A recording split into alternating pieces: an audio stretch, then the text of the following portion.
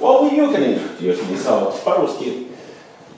Если ты хочешь по-русски, so, and then say something, yes. Не знаю регалий, просто скажу как анти. Вообще закончил у него образование историческое и so you have historical and By education, I'm a philosopher and historian. Да, философию и историю факультета в Хельсинки. И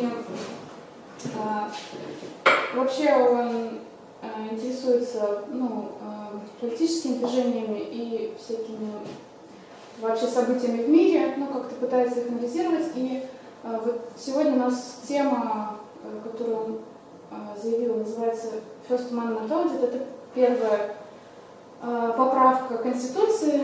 И, в общем, он большой фанат этого движения, которое в Америке, и, в общем, смотрит очень много этих роликов. То есть, собственно, это просто ютубовские ролики, которые смотрят там сотни тысяч людей в Америке, видимо, или не только. Но и вот он тоже заинтересовался, и он хочет об этом движении сделать вот такую специальную лекцию. Вот, не знаю, если какие-то еще вопросы, можете спросить. В общем-то, все. Okay, so let's start with the videos. The topic is the First Amendment Audits. It's a kind of video series that you find in YouTube, and I have to say I've showed these, I've watched these something like a few thousand at least. I've showed this to my friend, and so far I haven't been able to kind of create the atmosphere that people would be as fanatical as I do. But I hope I will manage better with you. Анти, and I forgot to say your name. So его зовут Анти Кукконен. Анти, вы можете. Antti Kukkonen. So the way we proceed is that first of all I will give you a very short introduction and idea what's this about. Then I will give you an introduction in order to make it understandable what motivates these people in doing what they do, and why do they find it important, and what makes them tick in a way. So the point is to make them understand not only what they do, but why do they find it so important, so essential, that they are willing to spend their lives in it. There's something about 20 of them in the United States. But the very basic idea of First Amendment audit is that it started when people filmed with now that everyone has a mobile phone, and in mobile phone you have a camera. First they were of poor quality. We started First Amendment audits, I saw something like 2010, but they were very popular during the last 5 years. So what you basically do, you start to film in front of the police station or FBI or some government agency. Buildings that people think that they have something, they do not want them to be filmed. They film them, and we shall discuss why they do it, and then somebody comes out and say that you cannot film here, this is suspicious, who are you, and so on. And then what will start is a kind of legal debate on whether I have the right to do this or whether I don't have the right to do this. And the video it has different endings, these videos, whether the person is arrested, or he has to show his ID, or then the police goes away, basically. And if the police goes away, the definition, then it's past audit. So the police let the person do what he's allowed to do. If it's a fail, then the police will take him into custody. And this is the basic idea, and I will give better description later. What I will do is a kind of discuss this from a juridical point of view, but this is not the most important aspect. The most important aspect what we'll try to do is to kind of analyze the political philosophy behind this movement, what they're trying to achieve, and give my own interpretation what's going on and why this is so important. But before we go that, I would like to speak in my introduction, as I mentioned to you, that we are in a way in a new era. I might call it the post 9/11 era. Without 9/11, the terror attacks on September 11, you would not able to understand these amendments, because everything that is essential is the new culture or the new way of seeing things, the new political culture that these terror attacks created. But now we're going to watch first, we're going to watch an introductory video. So this is not First Amendment audit video, this is an introduction. It's called This is an Orange, and the topic is 9/11. So it's the very first video. So this is on 9/11, one of the best, my favorite videos. If you were told it was something else, you wouldn't believe it, would you? This is called visual identification based on experience. This building is about to be destroyed in what is called a controlled demolition. Buildings do not do this spontaneously. Here is another example of controlled demolition. The initial charges are spaced about 1 second apart. And you can see that each section begins falling separately. Successful demolitions require that all structural support columns collapse at virtually the same time. If they don't, or if something else goes wrong, the result will look something like this. This is World Trade Center 7 just before it collapsed on September the 11th, 2001. It had not been hit by an aircraft. It had been damaged by falling debris and fire. But by 5:20 p.m. most of the fires had been extinguished. Although the building was 47 stories high, it doesn't fall sideways, nor collapse unevenly. For this to have happened, all of the building's vertical supports must have given way at almost exactly the same time. Yet the Federal Emergency Management Agency reported that the collapse was due primarily to fire. But what does it look like to you?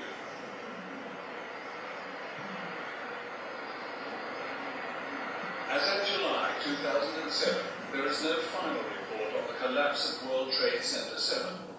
But the National Institute of Standards and Technology still rules out a controlled demolition. So the question is, do you believe what you can see with your own eyes? Or do you believe what you are told?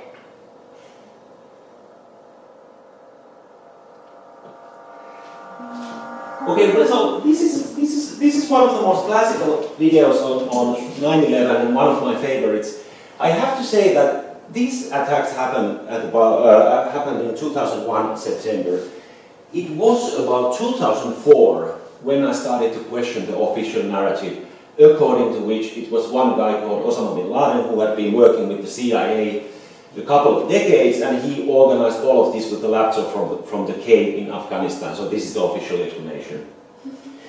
This what we have is the so-called, we call these people who put into question the official truth on 9/11, according to which is Osama bin Laden and 19 others. Some of even these guys who were supposed to be on the plane, they were well alive after the 9/11 accident. And these people who put into question the official version of 9/11 are called truthers. And the Building 7 is one of the most important focuses that the truthers have. After all, if you remember that the planes hit Tower 1 and 2, nothing hit World Trade Center 7. The official explanation is that once we have Tower 1 and 2, right, we have plane going here, actually here, this is the Tower 1, and about here. So the official explanation is that planes hit here, then some kind of parts, you know, iron and beton, fly here. This is Building 7. They start the small fires, and then this building is supposed to collapse in the way that this building collapsed. So this is obvious nonsense. But our topic is to kind of analyze how 9/11 changed the political culture in the United States, from which First Amendment audits originate. And there are 2 points I want to make in this concept. What we're going to see in the videos, the concept that you are going to hear about 20 or 30 times is that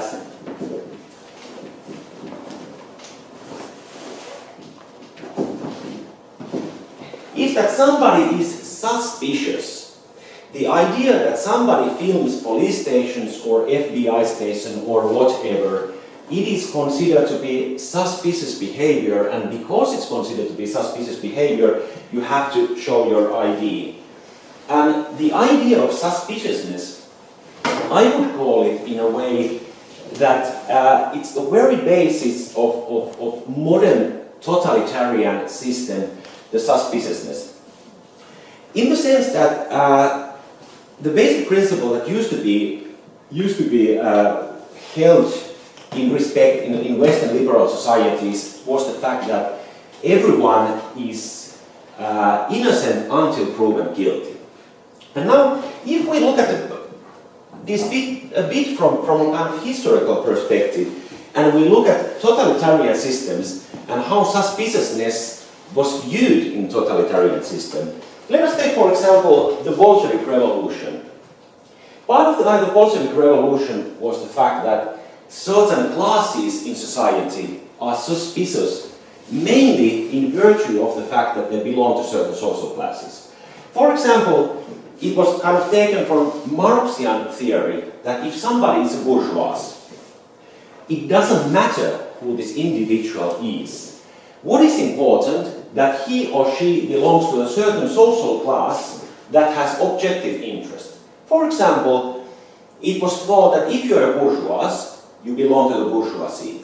What is important for you is that you own private property. You are willing to do everything so that you remain your private property. And if we have a revolution, the goal of which, the ultimate goal of which, is that we get a private property. So, it means that if you're a bourgeois, you are suspicious, you want to act against us, you want to act against our revolution, simply due to the fact that you belong to a certain social class.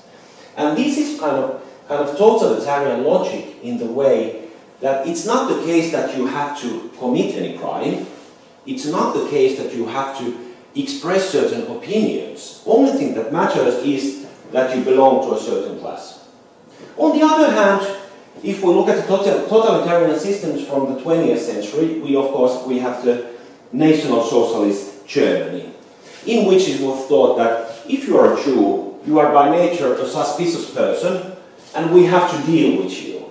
It doesn't matter who you are individually, but if you're a Jew, we have reason to believe that you are against us, the Nazi system, and therefore we put you in the Konzentrationslager or whatever, right?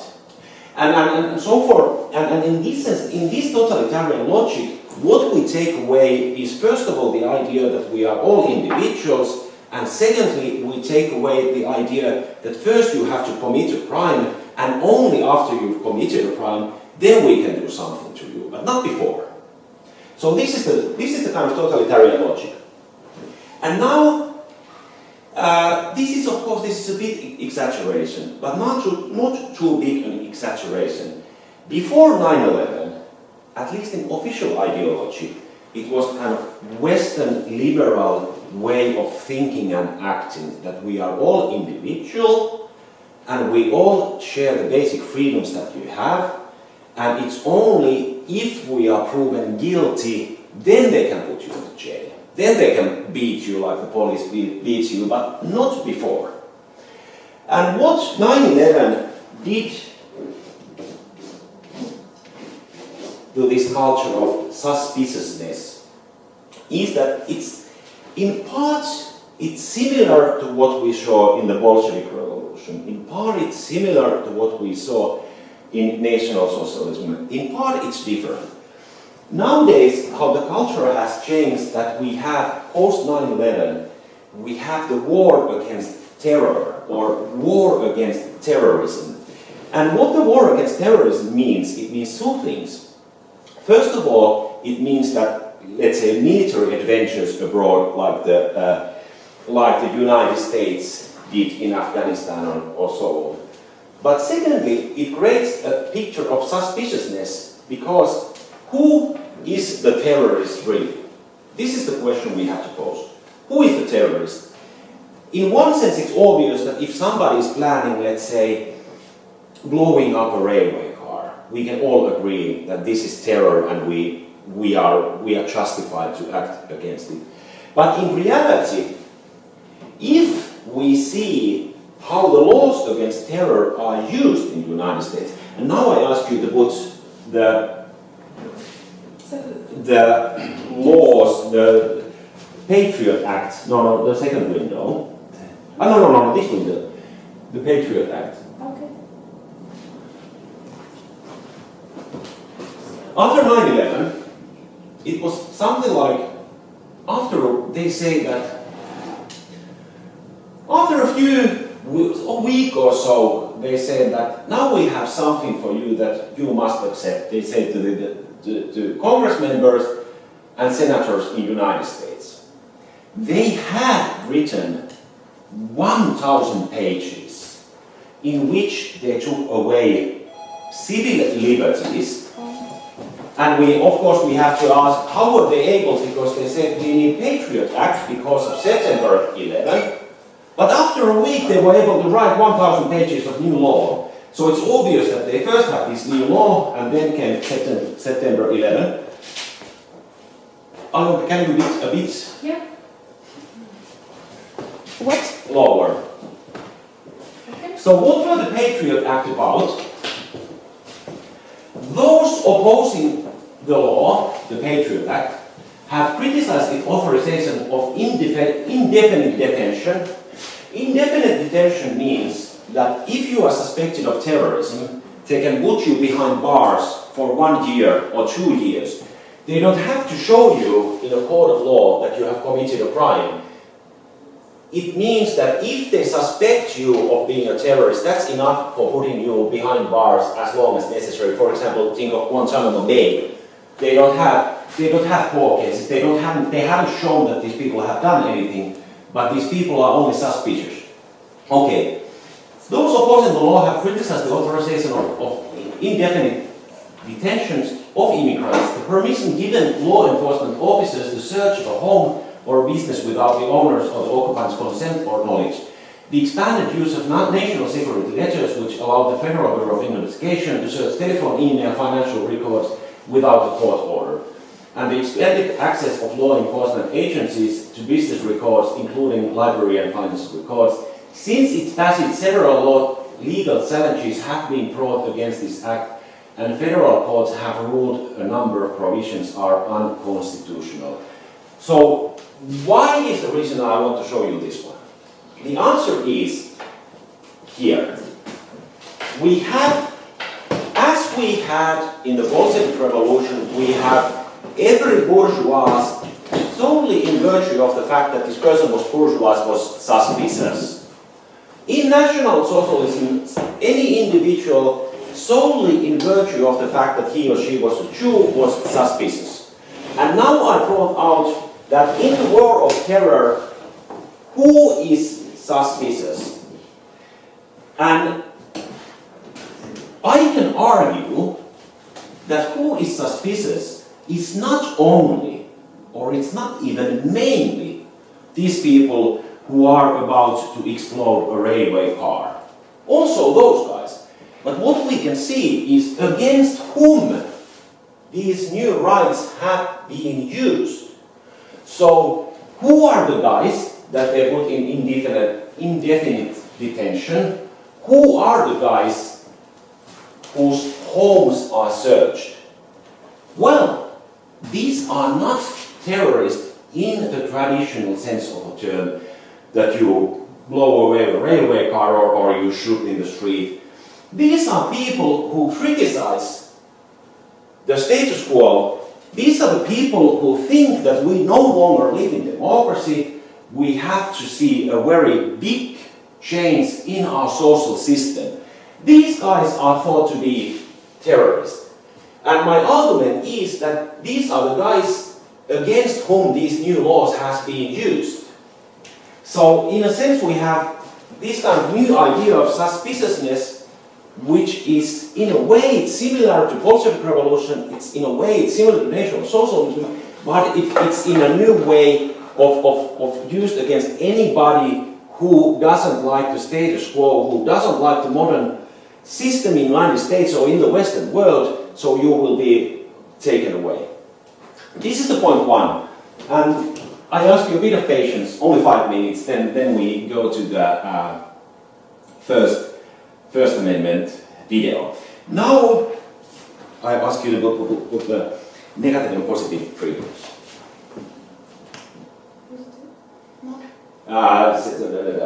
There. Okay. The second point, how our system has changed since 9/11 in the West, is here. This is the text taken from Stanford Encyclopedia of Philosophy, which is I think the best philosophical encyclopedia written in English language. And it says the following: negative and positive liberties, or negative versus positive liberties. Negative liberty is the absence of obstacles, barriers or constraints. One has negative liberty to the extent that actions are available to one in this negative sense. Positive liberty is the possibility of acting or the fact of acting in such a way as to take control of one's life and realize one's fundamental purposes. So, this used to be the debate between, in the Cold War, we had the Western liberal society, and on the other hand, we had so-called Eastern socialist system, like in the Soviet Union, like in Poland and so forth. And the debate between West and East in this Cold War sense, in bipolar sense, used to be a debate of negative liberty versus positive liberty. So let us imagine a debate, let's say, between an American and a Soviet Union Tavarich, let's say, like 1970. And these two guys, an American and Soviet, are debating the pluses and minuses of their social systems. Wouldn't it be the case that the American would start that, my fellow communist, please hear me, our system, the Western system, is better than your system in the East because we have so-called negative liberty. Negative liberty means that you are free from something. They said that we can write anything we want, let's say, to a newspaper without censorship. So we are free from censorship. Right. I will write, this is the basic idea of negative liberty. You are free from something. On the other hand, the American pointed out that in our system, the police cannot enter your house without a search warrant. So we are free from that kind of behavior. On the other hand, what the Soviet answered, and this is not only an imaginary example, it was the case that it was in 58 or 59 when Tavarich Khrushchev made his visit in the United States. I think it was, if you have, you can check it in your mobile phones. I think it was a bit before Kennedy. So Tavarich Khrushchev was kind of fond of debating issues, and he debated with Americans. He kind of met Americans. So what do you think of Soviet Union and so on? And the Eastern response was of positive liberty, which means kind of liberty means a bit safe like freedom. It's free. You are free. You are free to something. And now, if the American says that you can publish anything without being censored, okay, then the Soviet guy answers that what's the value, even if you can write anything without censorship, if you cannot write at all? Or, let's say, the American says, in America, you can choose where you want to live. You can choose where you want to work. And the answer, the Eastern answer would be, okay, you can choose where you live, but what does it matter if you don't have an apartment? So this is the kind of basic idea of positive liberty, that you can develop yourself into a certain direction and the state is there to help you. Okay, that's it. My main purpose when I was bringing this out is to point out that we in the West, what we used to be proud of is the idea of negative liberty. If you ask a Western person, what is the West and why is the West better system than the system in the East, the answer was always, or very probably, based on the idea of negative liberty. We are free from censorship, we are free from government interference, we are free from that and that and that and that and that. And in a way, it was true. It was true. So it was. I'm not saying that the West is or was the best system, but it was a very good system from the point of view of negative liberty. And now, this is the very things that are taken away from us. Please put back to the previous one, the Patriot Act.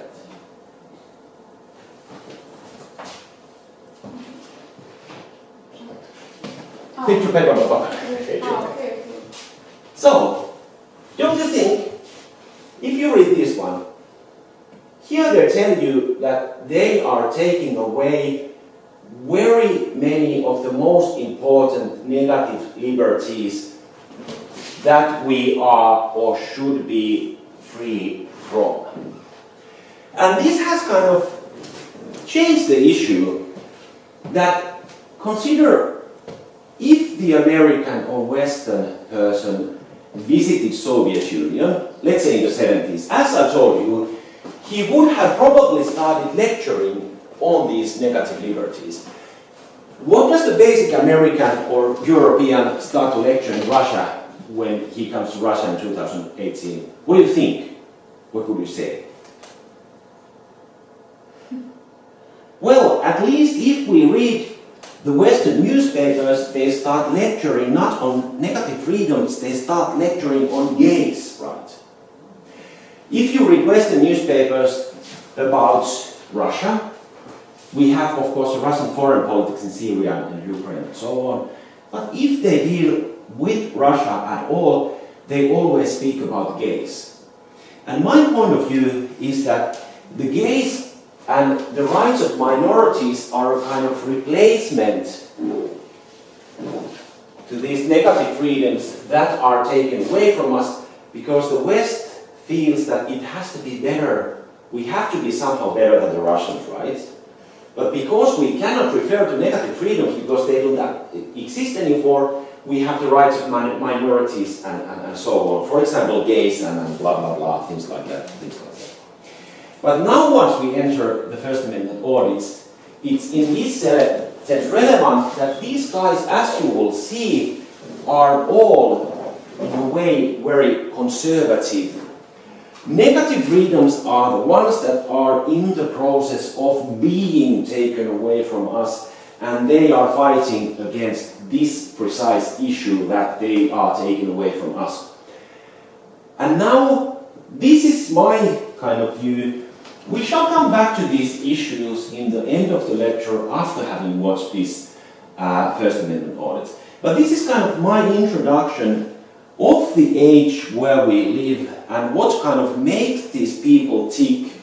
Why do they think that what they do is so important in their business? So now we go to the second window. And just a minute. So this first,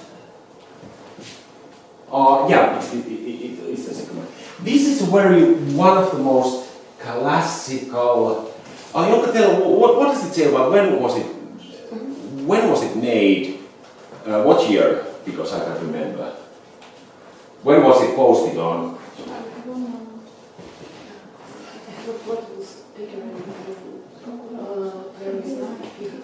Where it is about here, no? 2017. Yeah. This is 2017. Until we I have a speaker, and if you have Bluetooth, we can turn it on, maybe. It would be very good because we have bit problem with the Yeah, sound. one If we more. can create more sound, it would be Yeah, perfect. and you have a little computer. Это мой компьютер. Давай. Да. Your lecture is very interesting. Angela. Thank you, It's спасибо, very спасибо. interesting. You are a talented one to speak with public. Спасибо. Just Ну, кто-то уже пошел.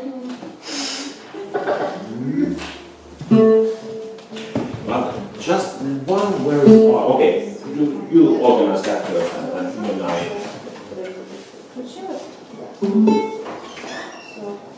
Okay, so we continue. Okay, put it to first. Put it to 0, because it's now on.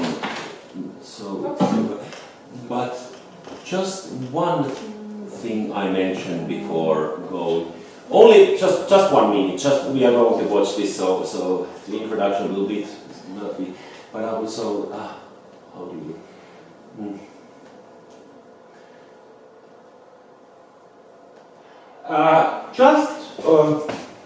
What? Okay, just please allow me just 2 minutes. Just 2 minutes, not longer. What I'm going to tell you first is the basic legal issue that is relevant here is that the basic structure is, as I told you, person starts to film, then the police officers comes and say what you're doing is, well, you guess what, it's suspicious. And after the police says that it's suspicious, they say that let me see some ID. Do you have some ID? Like a driver's license or passport or whatever. And the person who is asked his ID says that I'm not obliged to, I don't have to show you my ID. And this is the basic issue in all these legal debates.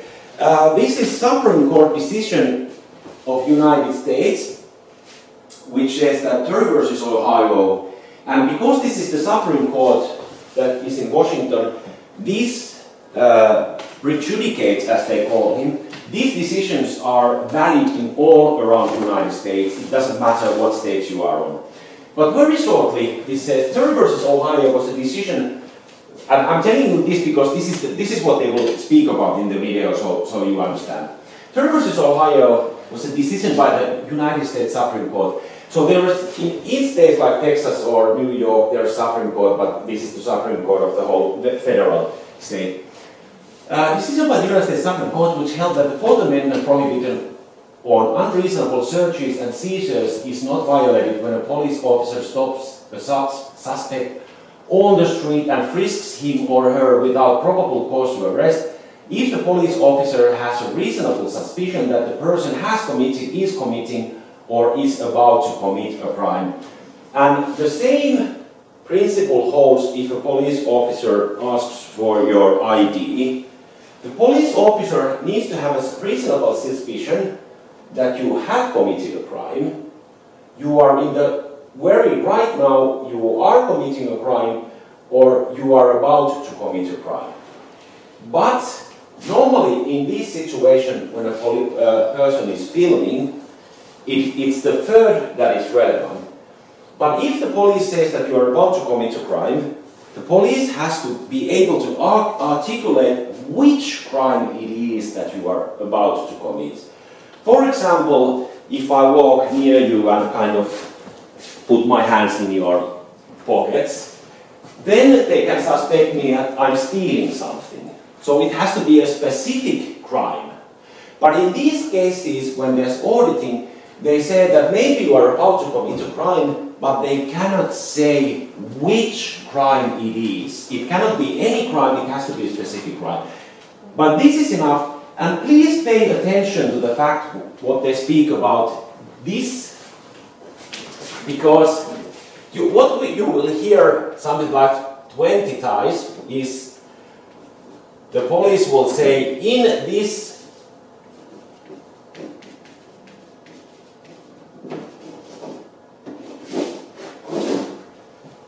we will ask for your ID because in this day and age. And in this day and age, of course, means the post 9/11 culture. But this is enough. Let's watch this is Newtown, Colorado, a young man from Colorado meeting the police officers.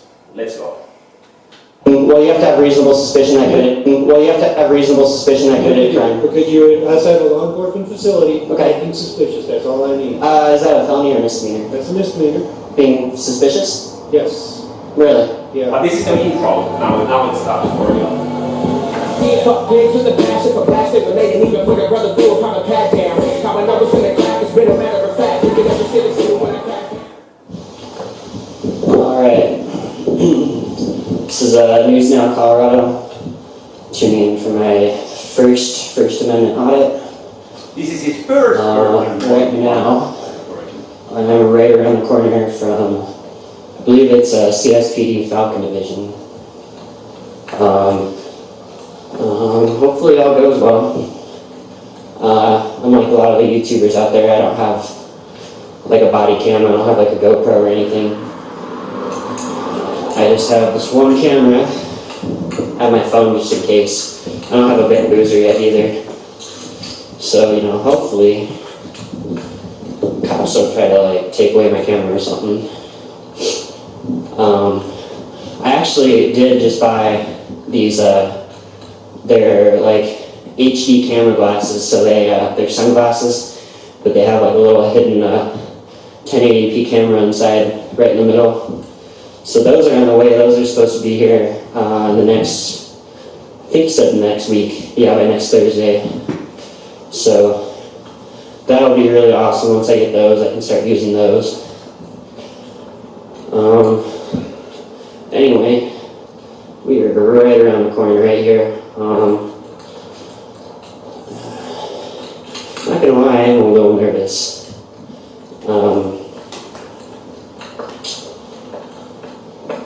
Normally, doing what I'm about to do, I wouldn't mind if they arrested me, you know, for not doing anything wrong, then I'd have a suit against them, but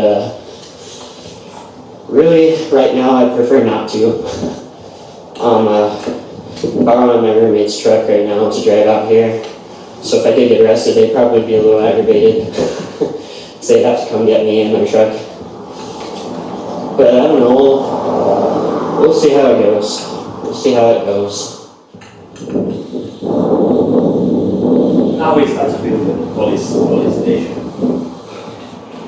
It's finally there.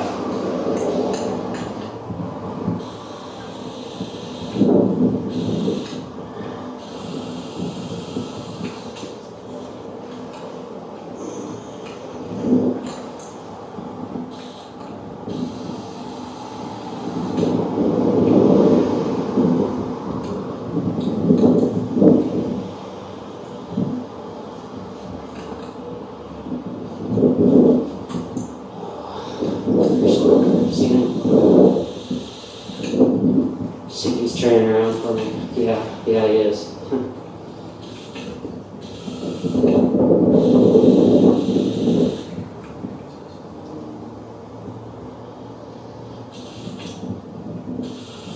10-4, we got a suspicious person on the sidewalk. We got a camera terrorist. Let's see if he comes over here.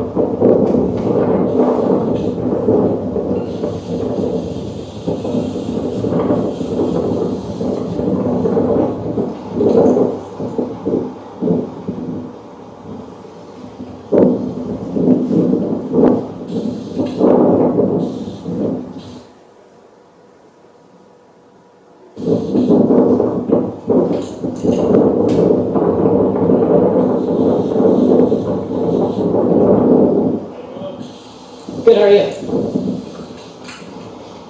Police Department. Nice to meet you. Good name? I do. You do? Yeah. Didn't want to tell me? Not at the moment. I'd rather, yeah. Okay, so when people take pictures of government buildings, in particular police department, it does cause some concerns, so some folks let us know. Of course. That's why I'm contacting you. Fair enough. Does that make sense? Yeah, So not a problem. is there anything I can help you with? You got a badge number? Okay, what I asked you is there anything I can help you with? I'll be happy to give you all my information. Okay. I'm making the threat assessment right now, okay? Okay, yeah, no, fair enough, man. I understand. Not at the moment. I don't really need help with anything, you know? Okay. I'm just getting shots for a story. I was just trying to get squad cars driving up and down the street, really. Okay. I'm not gonna, like, disclose any license information. Yeah, I was just trying to get pictures of some squad cars, some marked units. I'm not, like, disclosing any, like, license information or anything like that. I just need some pictures of some marked units. I'm not buying it. Okay. Give an idea. I'd rather not give it. I'm asking you for an idea, or else we're detaining to get it. Okay. Well, you have to have reasonable suspicion that committed a crime. Because you're outside a law enforcement facility, Okay. acting suspicious, that's all I need. Is that a felony or misdemeanor? That's a misdemeanor. Being suspicious? Yes. Really? Yeah. It's called disorderly conduct. Because you're outside a law enforcement facility, Okay. acting suspicious, that's all I need. Is that a felony or misdemeanor? That's a misdemeanor. Being suspicious? Yes. Really? Yeah. It's called disorderly conduct. So, one thing for clearance, felony and misdemeanor, they are categories of offenses, criminal offenses. Misdemeanor is the smallest kind of offense, like, you know, you go to the shop and steal something. That's misdemeanor, and felony is something you beat someone up. So there are categories of crime, and now he's claiming that suspiciousness as such is a crime in the criminal code. So it's obviously nonsense, but this is what this debate was about. You have an idea that I could see, please. Make this a lot easier on yourself, Al. Yeah, I understand that. I'd rather not give my information. You are required to identify yourself. If I committed a crime. And I'm telling Disorderly conduct. The Supreme Court has ruled that photography on a public sidewalk is. We'll do it now. I don't have any weapons, sir. How do I know that? I'm telling you, I'm just. How do I know that? Just so you feel better. That's. I Don't understand. understand. Okay. Where's your car? It said I drove. I got your car key right here. Okay.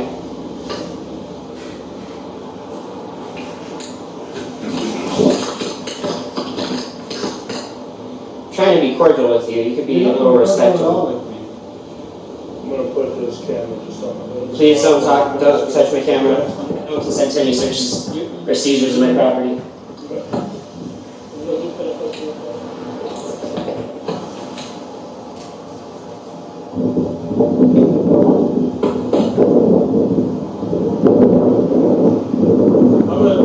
Just so these don't slide off, all right?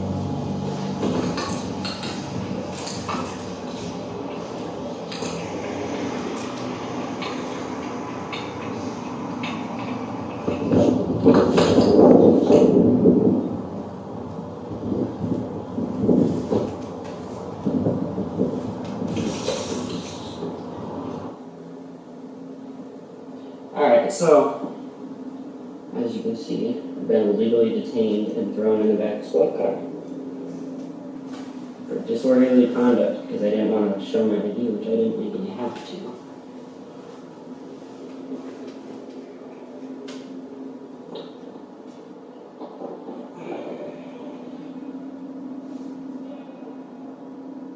Disorderly conduct. Standing on a public sidewalk taking pictures. They didn't even want to listen to me.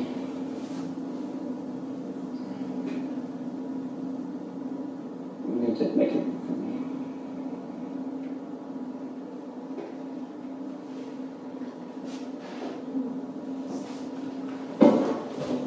Hey, do me a favor.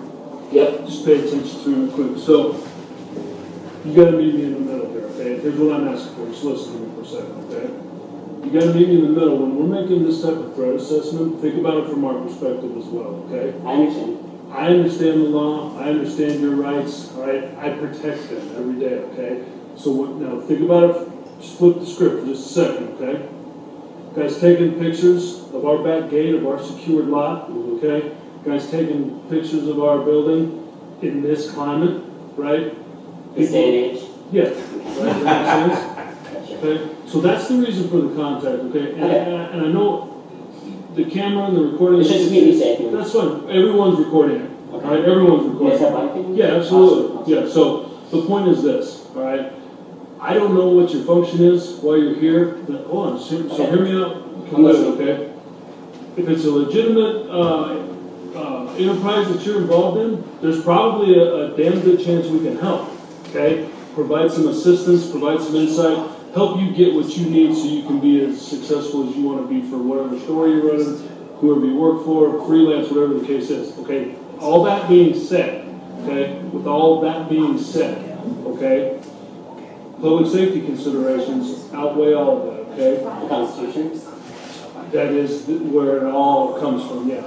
Okay, my point is this, when you're contacted with this type of suspicious activity, okay, since we're talking about constitutional rights and all that kind of stuff, based on the type of police contact you have, you are required to identify yourself. Okay, you are, period. CRS 16-3-103 states you have to have a reasonable articulable suspicion that I have, am, or am going to commit a crime.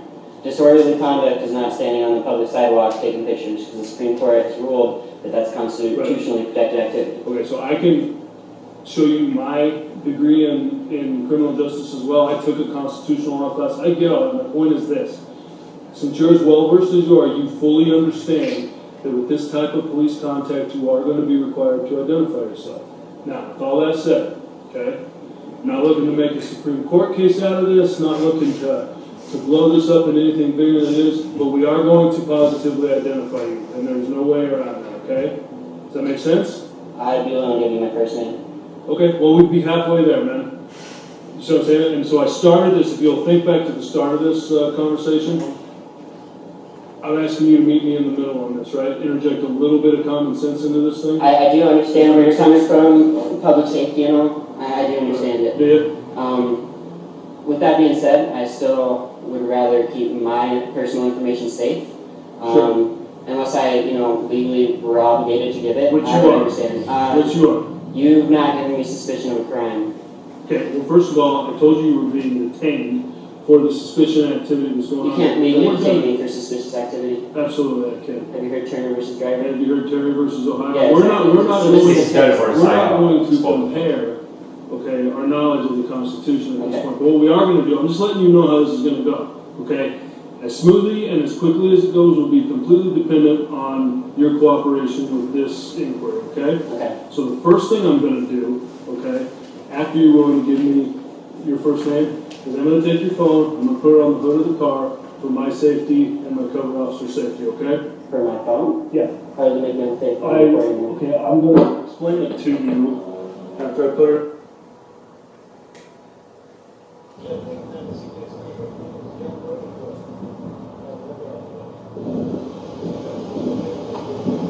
John Doe means unidentified person.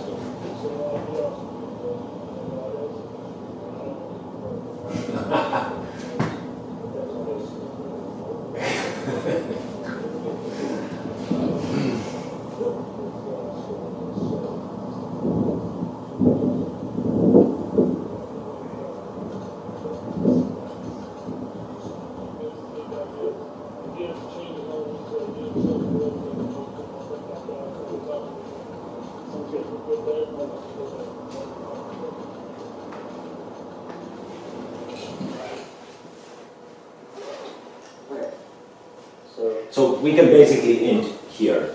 So this was the first video, and now Alinka helps me. I show you one newspaper article which shows how this case ended, which might be a bit surprise for you. I don't know, but let's see.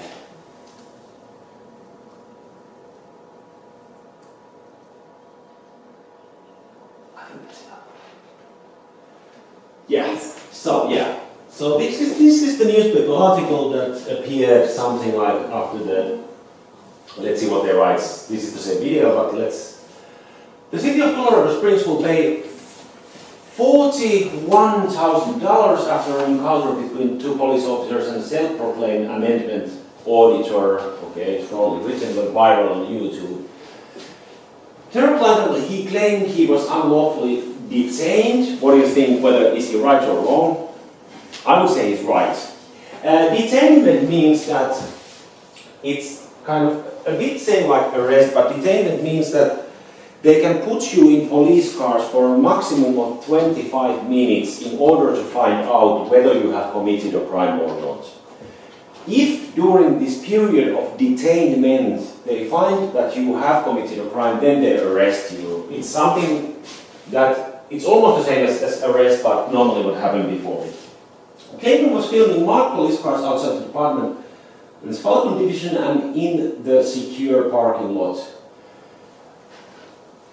Actually, okay, this is in my view not true, because what he did, he photographed the parking lot, but as you saw, he was not in the parking lot, he was on public sidewalk. And this is also a Supreme Court decision that they say that ICE cannot trespass. It's very typical in these issues that they say that if what you film is a secure location, you cannot film. But the point is, it's not relevant what you film, is where you film. Where you film is relevant, not what you film. And in a way they have mixed up. They claim that he was where, that this is what he filmed, this is what he filmed, this is not where he filmed. And this is a kind of, in this sense, this is non-objective. I think they consulted the police or something, but as we clearly see the failures of this report. The building is just off North Academy Boulevard, and I was first very surprised. Clayton told 11 years I was looking for trouble. I realized that the contact with police was possible, but that's not what I was anticipating. Please, Alenka. It's more than just filming, it's really protecting all of our rights, said Clayton. A right not exercised is a right lost, and this is something we will come back to. And the city settled the claim. They didn't want, there's two options, whether you go to court or you settle the issue before court. So they settled the issue by paying him $41,000. That's quite a lot of money. That's something like, what would that be in rubles? 70 times 300,000 rubles. Okay, but then let's see. So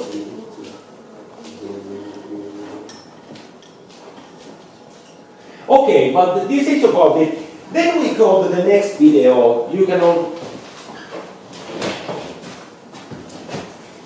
this one. No. Actually, this we skip because he was making this we skip in order to save some time.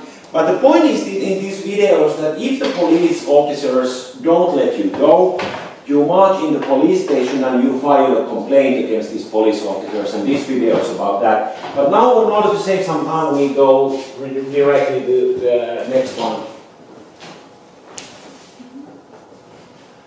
And this is actually, we're going to watch two videos. That was the first and this is the second, and then we have a small discussion about how to analyze this culture, not quite yet. So the few words on this video. This is not public sidewalk.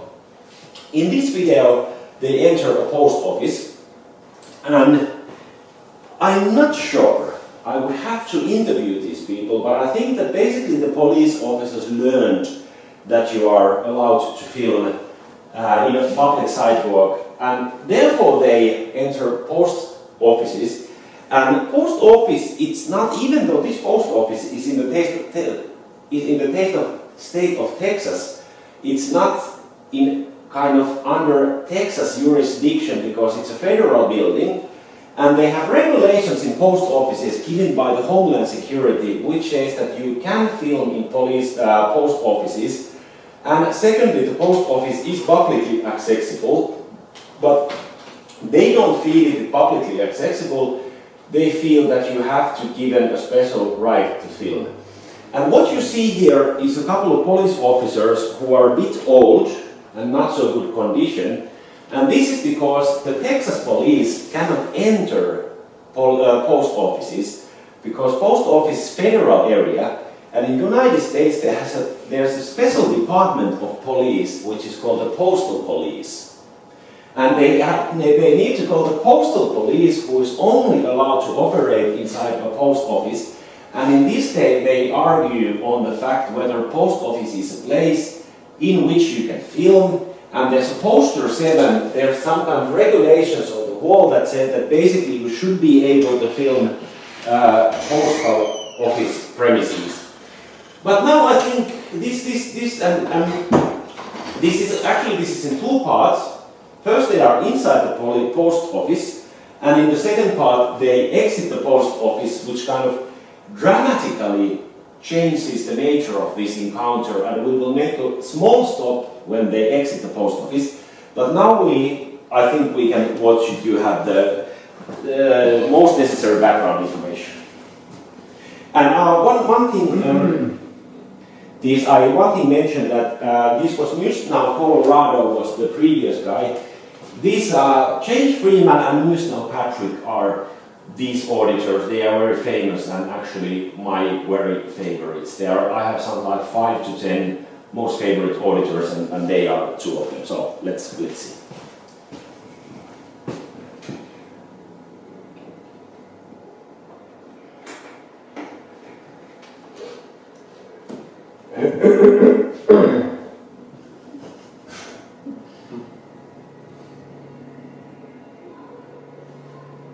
Hey, what's up, Savage Zombie? Don Larson, how you doing? So, Wendy, right to I film, went to look over that, poster 7. yeah, and it says CR, he said it's a federal code or something. Okay. And it says photography is allowed, Right. but it says that something about we need authorization, we need permission. Okay. You know what I'm Well, saying? that's incorrect. Yeah. So guys, they have shut down this entire post office because we're legally and lawfully filming out here. Our interaction. Hi, gentlemen. Hey, how's it going? No, you're going to leave property now. You're on postal property. This is not federal property.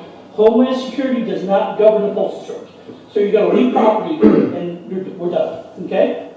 You're not even. No, I'm not going to shake your hand. Shake somebody's No, I'm hand. not going to. What's your name? What's your name? Officer Brown, 7628. Officer Brown, 7628. That's right. Out the building now. Okay. I'm going to put cuffs on both of y'all here in just a minute. Okay? Out of the building now. You can go out to the street. You can go to public parking lot and film all you Hey guys, we need a call up here. What's the address here? I don't know. Well, Get the address, please. no, we're out now. The United States Post Office, Officer Brown with the Dallas Police Department. I'm going to do U.S. Postal Police. United States Postal Police. Yes, right. Okay. Out now. We're not discussing this now. Is this not publicly accessible? This is not public property. It belongs to the United States Postal Service Okay, and and Poster 7, Okay, who owns the it? Postal Service. Oh, so is it What's- not public property? No, it's not. What's the address here? So I have no idea. it's not publicly It's not accessible? public property. Okay, we need the It's not address. publicly accessible? McDonald's is publicly accessible, but they No, can but tell that's you. privately owned. Yeah. And the Postal Yeah, Service no. is It's not, not privately it owned. doesn't matter. Out now, out now. It's not. You have a supervisor? Yes, I do, but you're not gonna talk to me until you after you out of the building. You need to be very careful what you do.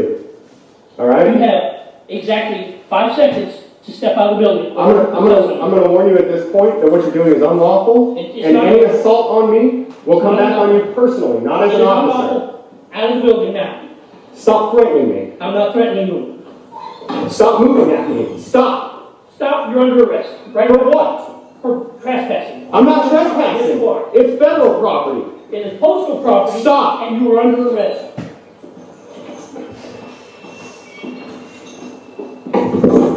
Don't assault me. I'm not. Turn around. Put your No, hands you on my back. cannot arrest me. Put your I'm hands on on my public property. You are not on public property. You are I'm on postal federal property. property. You're on postal property. Stop pushing me. Hands behind your back. Stop Or pushing get out me. of the building. Right now. You're messing up big time, buddy. No, I'm not. You're messing up big time. I know what Poster 7 says, and I know what Poster This is your last day on the job, No, buddy. it's not. It's your last day. No, it's not. Out You now. can't be the. Get a supervisor. Out now. I understand you may be ignorant. Go get a Out now. supervisor. Out now. Out now. Okay. Turn around, hands behind your back. Don't touch me. Hands behind. Don't touch me. Hands behind your back. Or get out. Okay.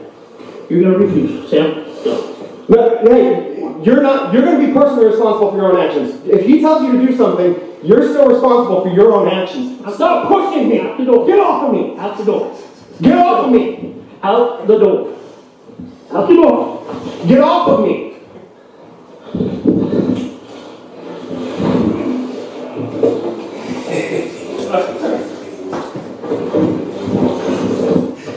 You're under arrest. Now that's the legal debate. It's not worth it. You're going to federal jail. Call your supervisor. I don't need a It's supervisor. legal and lawful for me to be No, here. it's not. Poster 7, rules and regulations governing conduct on postal property. Say you cannot. Say that I can be here. No, it does not. It does. Look, you don't need to get irate. Just call the supervisor. No, my supervisor's going to take the same thing. Call him. Have him come out here. He's not going to come out here. Call the local sheriff. Call whoever you need to call to get clarification before you make a mistake. First off, the locals don't have any authority here. Okay. So, you need to leave. You're telling me the sheriff doesn't have authority? No, he doesn't. Okay. Then get your supervisor. He's not coming out here. Why do you need our supervisor? So you can tell him that what he's doing is wrong. He sent us over here to tell you to Okay. get out. Well, have him come over and speak with me. No, he's not going to do that. He's not going to do that. You need to leave our property. Wait, the door is over there. Then leave. Come on. Let's go. Let's go. I'll let you walk out the door, man. What's that? I'll let you walk out the door. But if you refuse, you're going to get arrested.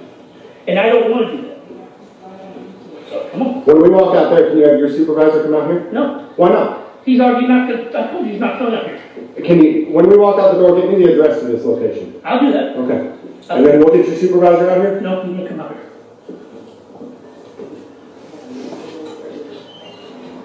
Now they are exiting the building. Just a very small remark. Please notice the change of authority.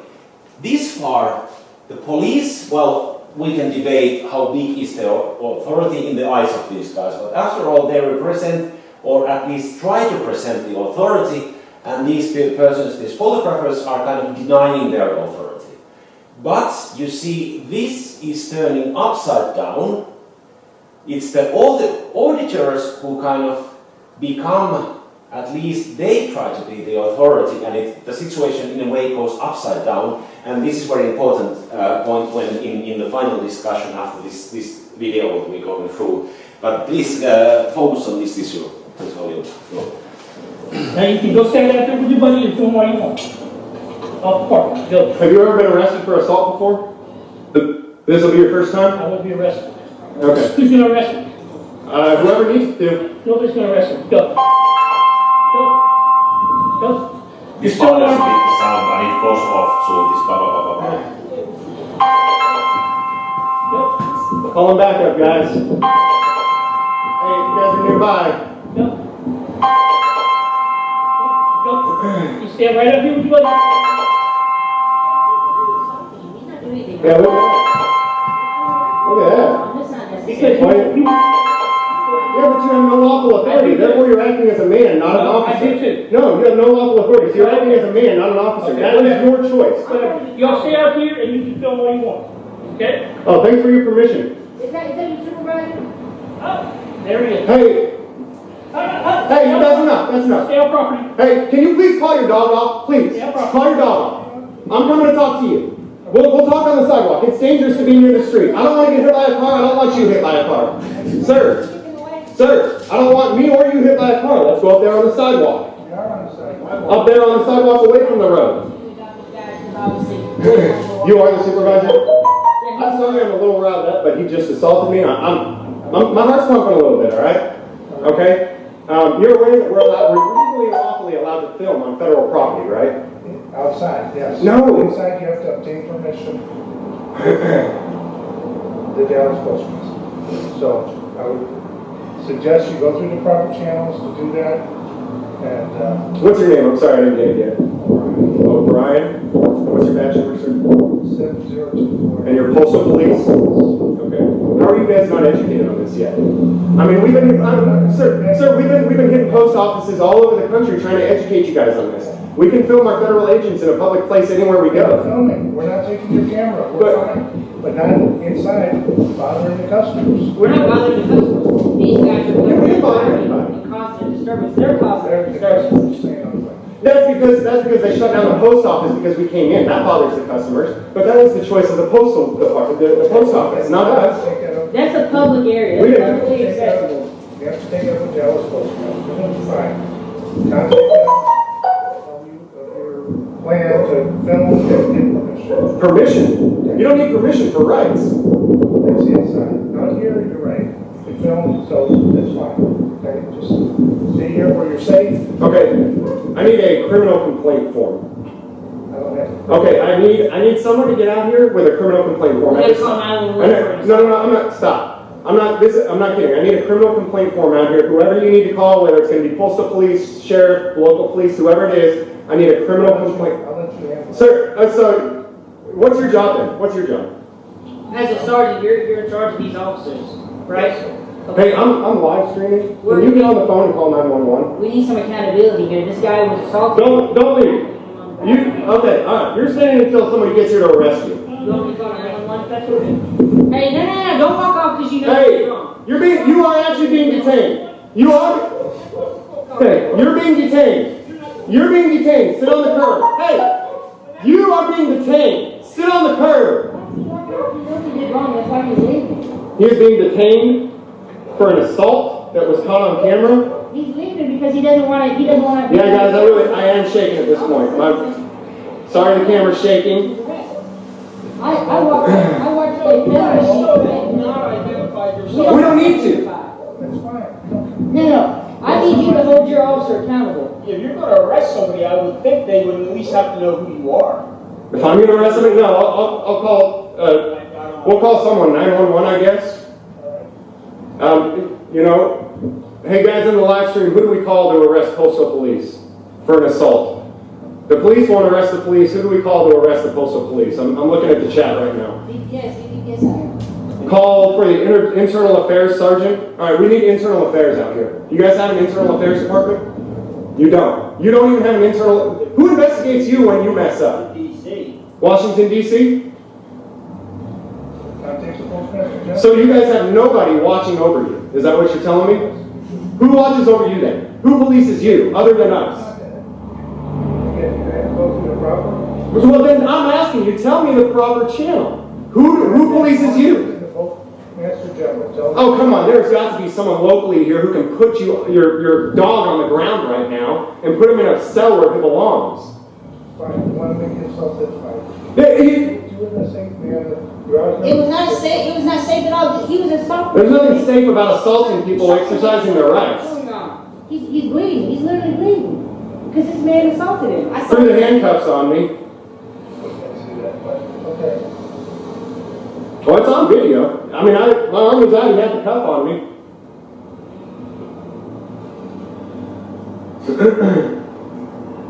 So who oversees you then? You're saying Washington. Get him on the phone then. Have him come out.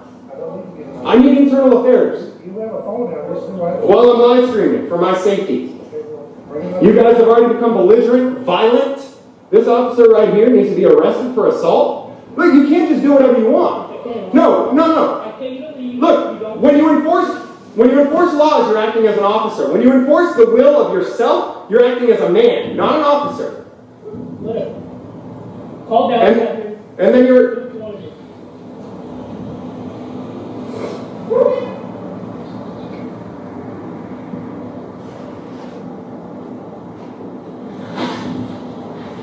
Very bad connection. Move over here. So you're telling me that I got to call Washington to get you arrested?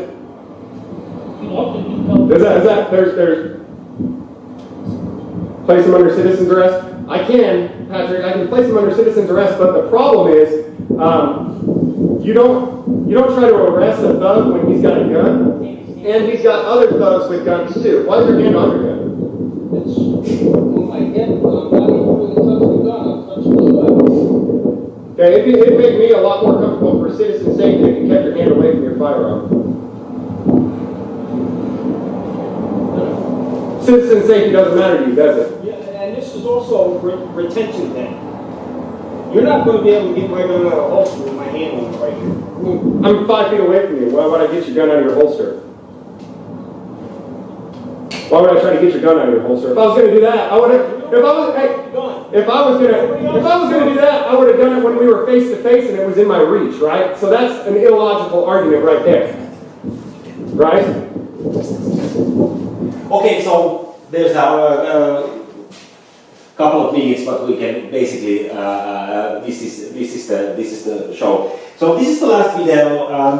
What are we going to do now? I'm going to give a few small concluding remarks. How, in my view, this can be interpreted. I'm not giving any kind of conclusive interpretation how this should be viewed. I more like to encourage you to find your own interpretation, but a few open questions, perhaps more. What kind of questions this opens up to us?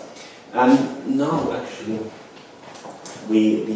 another window. We should see this yeah, the text, this view, so that this amendment. So it will be here.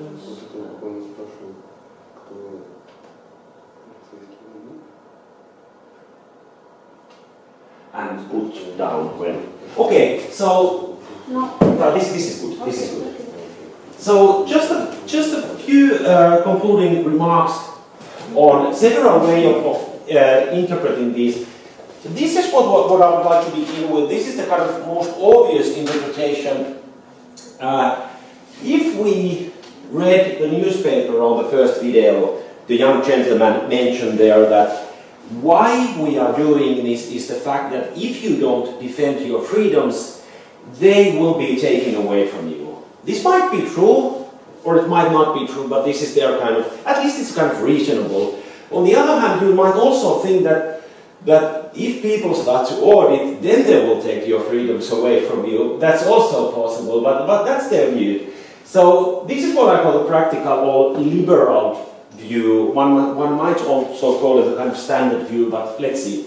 We want our rights to be respected and, okay, sorry about this, and fear that they will be taken away if they are not tested.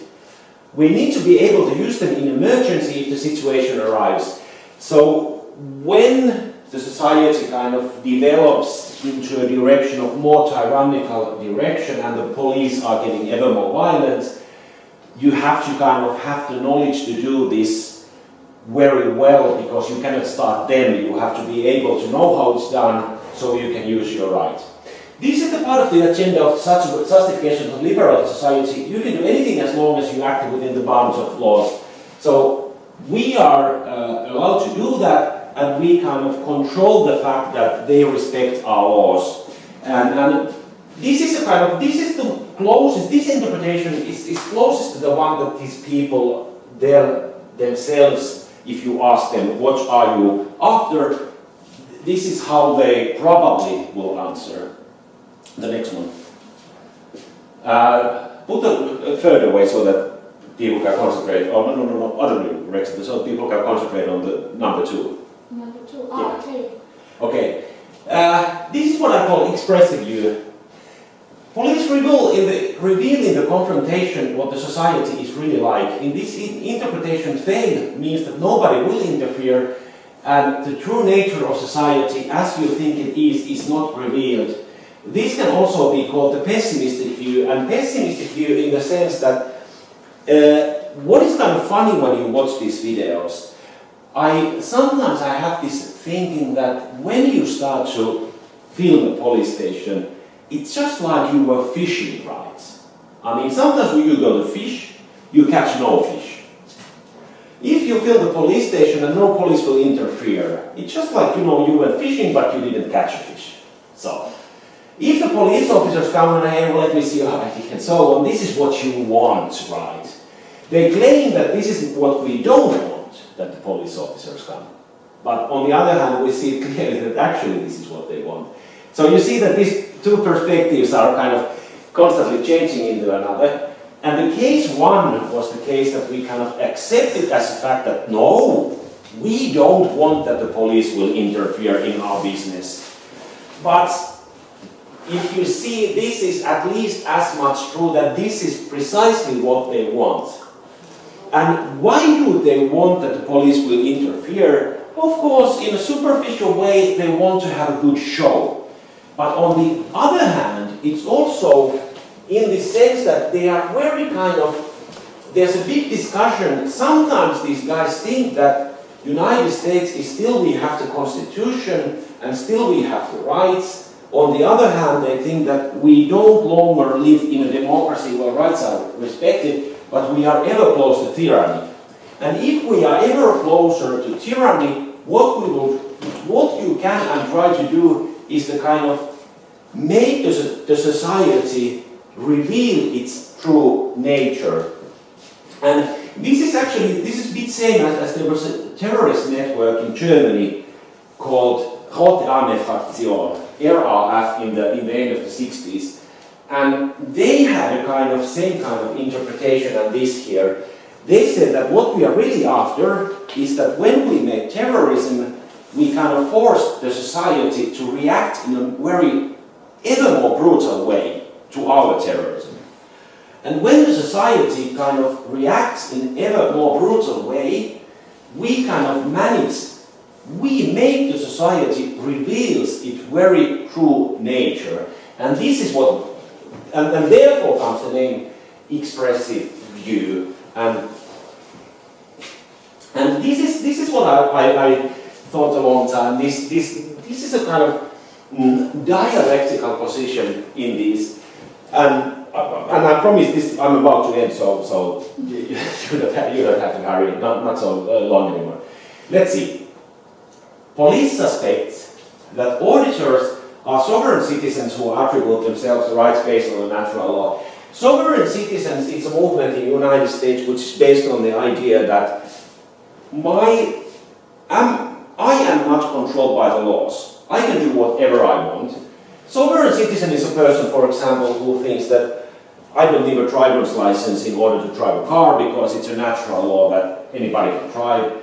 They think, sovereign citizens, that if I'm hungry, I can go to the forest and shoot some animal even though I don't have the right to carry a weapon because it's a natural law given to every man that you can do it.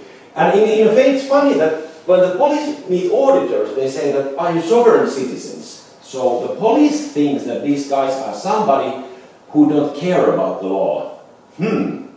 Once you watch these videos, it seems like, well, this is not really the case. If somebody cares about the law, it's the auditors. So they are exactly the opposite from sovereign citizens who think that the normal laws don't, they are not obliged to follow the normal laws, only the so-called natural laws. Okay. Police suspect that auditors are sovereign citizens who attribute themselves rights based on the natural law. On the contrary, these guys, meaning the auditors, operate perfectly within the system, are angry that police don't do that as well. So they feel that we obey the law, but the police does not. And it's this way around. They also believe that they can win by being within the system and following its basic rule, the Constitution. And here we see that the Constitution might be considered to be a kind of American religion, because in no other country, at least that I know, is so much dependent on the Constitution. In no other country that I know, for example Finland, the Constitution hasn't got this kind of religious reverence that you point towards the Constitution.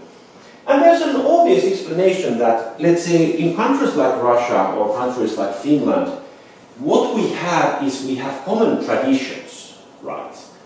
And common traditions are basically what tell people how to behave and what to do. If you share common traditions, you don't have to kind of explicate laws because the traditions as such control people's behavior. But United States, when people who have kind of formed United States, they come from Germany, Italy, Africa, whatever. They don't have common basis in tradition when they kind of form the United States and kill the Indians, and this is why they need a kind of constitution. So in this sense, they think that in a way we are strong, because the Constitution supports us, and United States was built upon the Constitution. So we are strong, and at the end of the day we will win because the Constitution supports us. This is the kind of objective view. But let's follow. This makes them even too confident. Confidence on the Constitution, confidence on the law, and therefore I call them the last guys who love America light. We love America because we love the Constitution, we love the rule of law, and blah blah blah.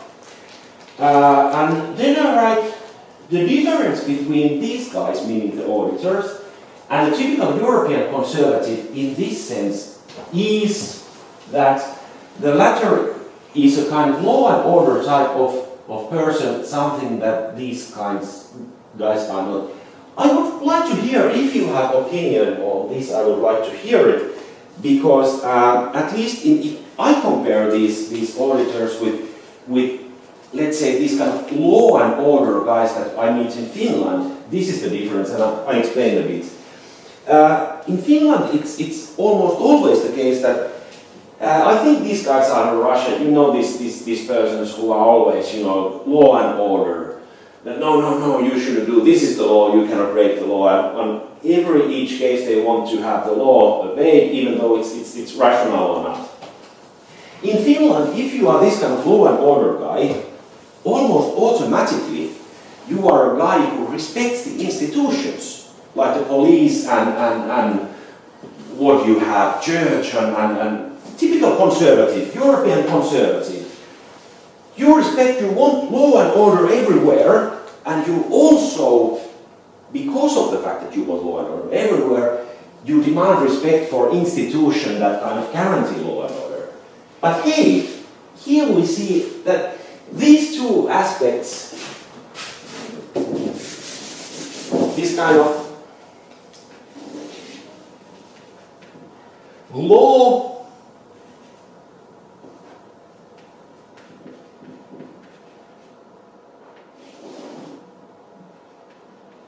we might call it this way.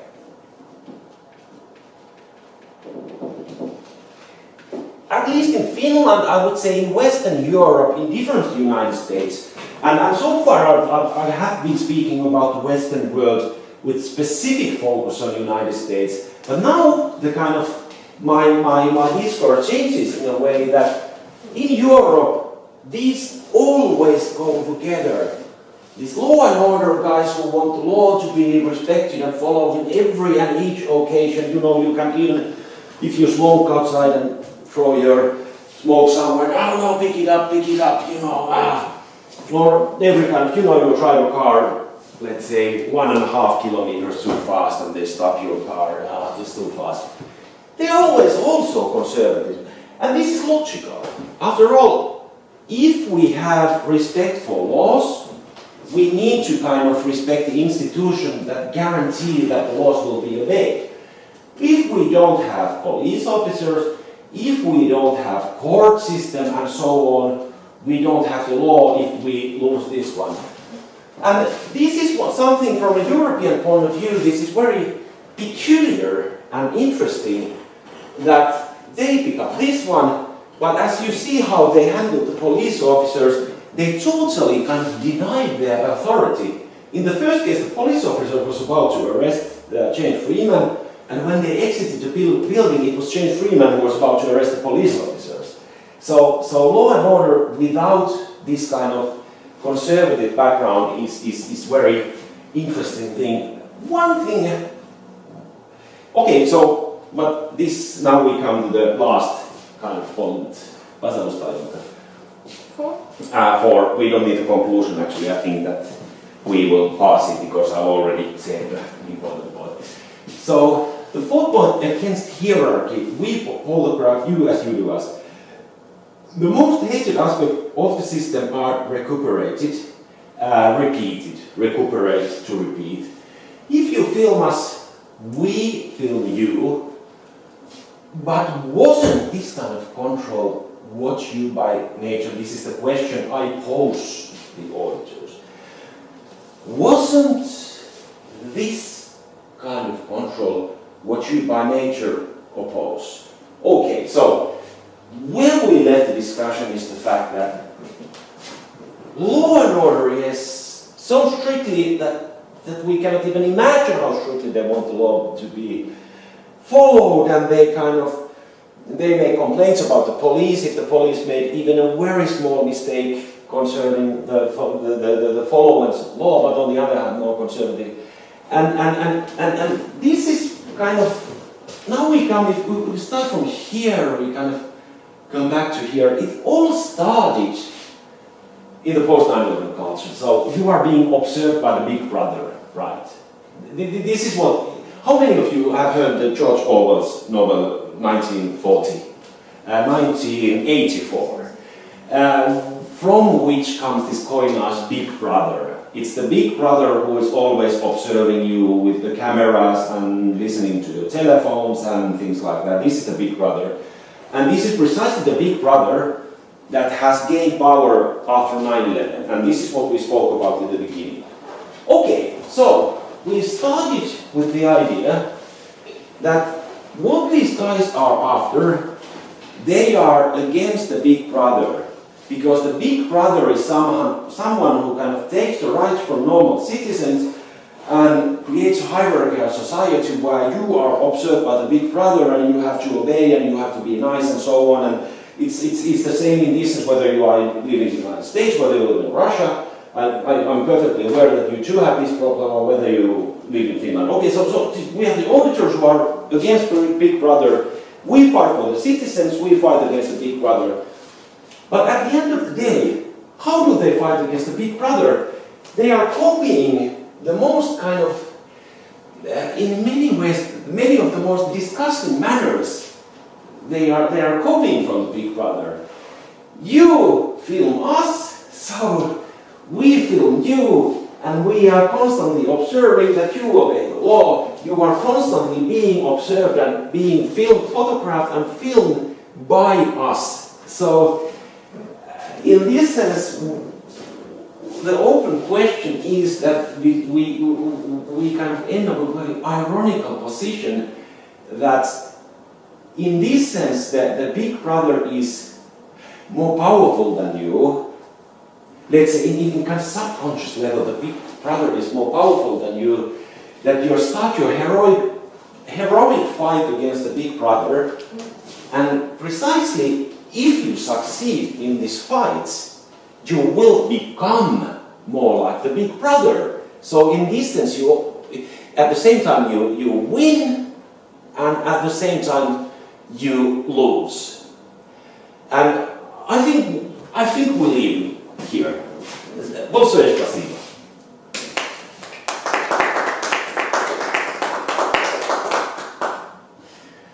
Вопросы есть. Barely English also, but you can, if you want to ask in Russian, we have translators. So I didn't understand the second video. So he says that this is a post, territory of post, and you need a special paper to shoot. So he cannot shoot. Okay, so this is a very good question because.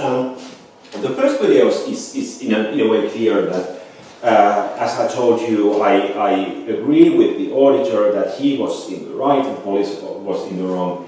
But the postal office is a kind of more difficult because what they refer to is the fact that you have, let's say, here you have the state of Texas, and here you have the post office. And the point is that in the United States, basically all the laws are, if you are in the state of Texas, you follow the Texas law. For example, in Texas you can get killed. In some sense, not they execute people and so on. But post office, even though it's situated in Texas, it's a federal building that has its own laws. The federal building has their own laws. And what they refer to is poster 7 was what they spoke about.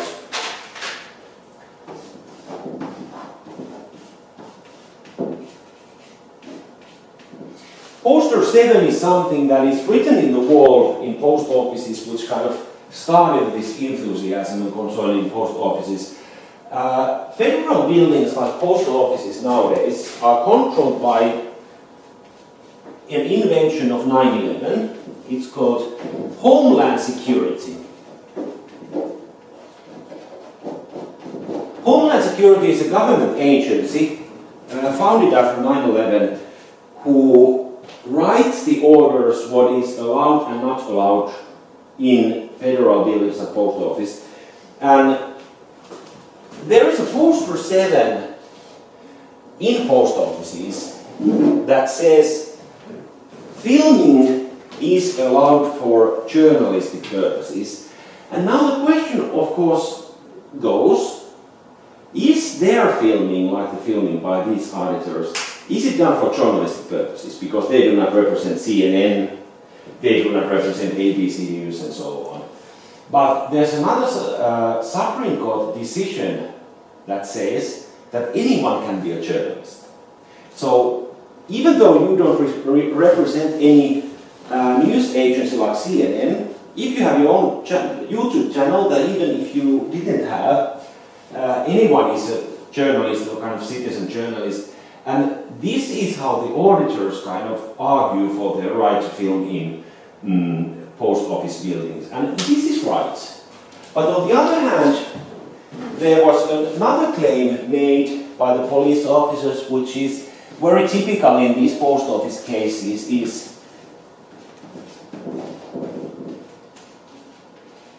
trespassing, which means basically that you cannot enter a private area. It's trespassing if you enter. And this was one of the charges that the police officers brought out, that now you're trespassing. He changed this, there was disorderly conduct, there was trespassing. And the idea of trespassing in post office is that, well, what are you supposed to do in post offices? Send letters or so on. And if you are in post office but you don't have any business in post office, then you can be trespassed, that is driven out. So the whole debate is that if you are filming but you are unable to argue why you are filming, are you still conducting some business that the post office was made for? Or are you conducting some business that is not related to the normal activities of post office when you can be trespassed? Or is it the case that if they say that filming for journalistic purposes is allowed and anyone can be a journalist, then your filming is the kind of business that should be allowed in post offices? And this is the kind of legal field in which we move, but this is much more difficult. Whether it's, I would say that if you enter the United States, you are on relatively certain ground while filming on public sidewalk, but if in post office, it's more complicated. And I don't know whether we have Supreme Court decisions on it, but if we have, I can then report on it. Thank you for your election. I actually am wondering about what was this question which you posed in the very end. Is actually the same logic as any other concept within the liberal policy. For example, when we talk about law enforcement as an institution, we create the law enforcement, we elaborate laws, and we can always expect that they will be against us. From the moment we have set the law, it can be used against us. Sure, so that's yes. how we can't avoid any restrictions of our liberties from the very this is kind of, yes, I perfectly agree, and I think what you said, that this is the kind of legitimate or reasonable idea behind anarchism, because anarchism is, by theory, is the fact that this is what happens by nature. It is part of the logic of the system that when we create laws, the laws become kind of tyrannical towards us, and therefore what we need, that every time we make a decision, it has to be based on kind of open decision, which is not kind of, there cannot be any background by any written laws, because it always has to be created anew. Yes. And also this is something that I try to point out, that they are always kind of two different, totally two different views. On the one hand, they are the guys for the law, and on the other hand, they are kind of fighting against it, and they are both in a kind of very curious relationship, but partly because of what you just said. Yes. Yes. I mean, this is exactly what was mentioned. Like we don't want police to interfere in our lives, but at the same time we hope for protection in case of some. Yeah. And these guys are not these are against tyranny, but they are for the constitution and for the written laws. And this is precisely that because of this we see the end, the kind of logic that they become like Big Brother, that they were originally the original laws. I had another one question, which, well, more questionable question than the comment. I probably just missed some information you said about the meeting of Trump and Putin during the summit or not. Maybe it was still in your mind, or... What did I speak about it? It was in the very beginning that you said that the topic of their conversations was not about the security issues or something, but they talked about gays. That was, you said, to turn our side from the fundamental problems to the problems of minorities. Oh, you mean in the beginning of the lecture? Yes. Yes, the beginning of the lecture was kind of this idea that. What has happened after 9/11 is that if you look at basic Western man or typical Western person and ask what is he kind of proud of, and people are educated that people were educated during the Cold War that you are the most happiest persons in the world because we have a legal system that protects individuals and citizens against the state, and you should be happy and so on. But people have to be kind of re-educated, because as we look at could you show the Patriot Act? So people need to be kind of maybe less, yeah.